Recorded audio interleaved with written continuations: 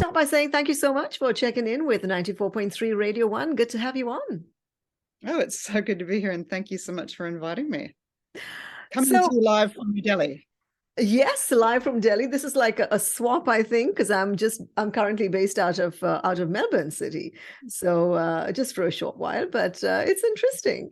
I'm going to start from the top, and I'm going to position feminism versus fempowerment. Yes. How do you distinguish the fine line between the two? So for me, in terms of feminism, fempowerment, for me, it's really all comes back to one thing, and that's quite simply, it's about all genders having equal rights and opportunities. It's about respecting diverse women's experiences, their identities, knowledge, strength, and in striving to empower all women to realize their full rights. So it's about leveling the playing field between genders. And just ensuring that every single person has every single opportunity to meet their full potential, regardless of their gender. So to some people, that's feminism. To some people, that's empowering women to exercise those rights. And for me, it's kind of one and the same. So I'm our ambassador for gender equality. And again, that's really just by ensuring all people have those equal rights. Right. Let's come to that. Actually, you're based out of India. What are the learnings that you can take from Australia, to India and vice versa? Has there been something significant that you've learned in your relationships, the diplomatic relationships within the two countries? Can you share a little bit more about that? Sure. Well, the first thing I'd say is that not only in India, but everywhere that I go, and I have the privilege of visiting women in all parts of the world, in all settings, rural settings, urban settings, women who experience advantage and women who experience disadvantage.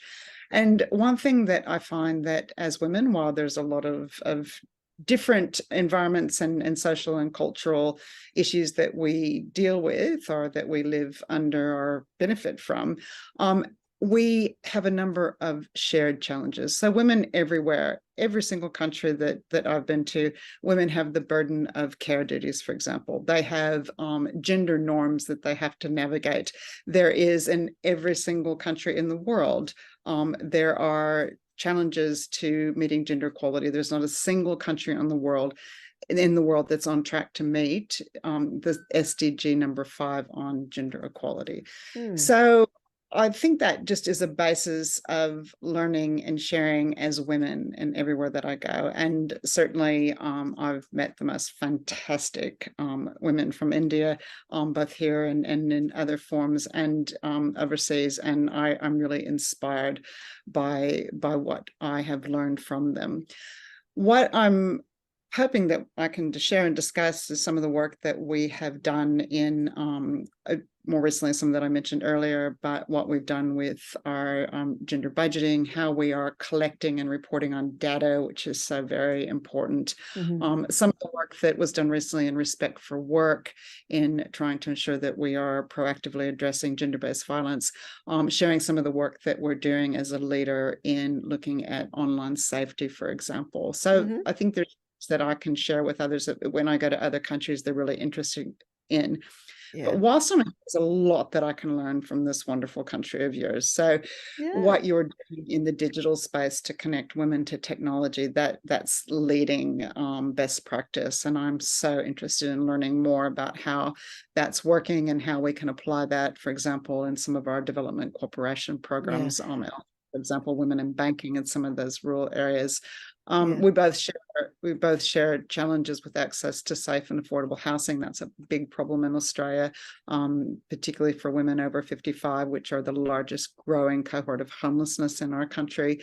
Right. So what India is doing in terms of providing greater access to housing is really interesting to me.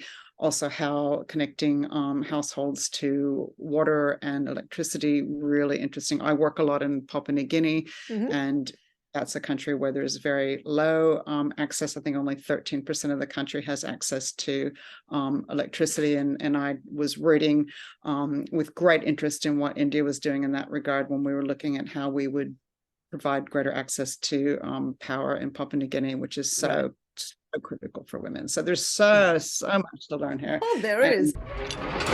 94.3 Radio 1.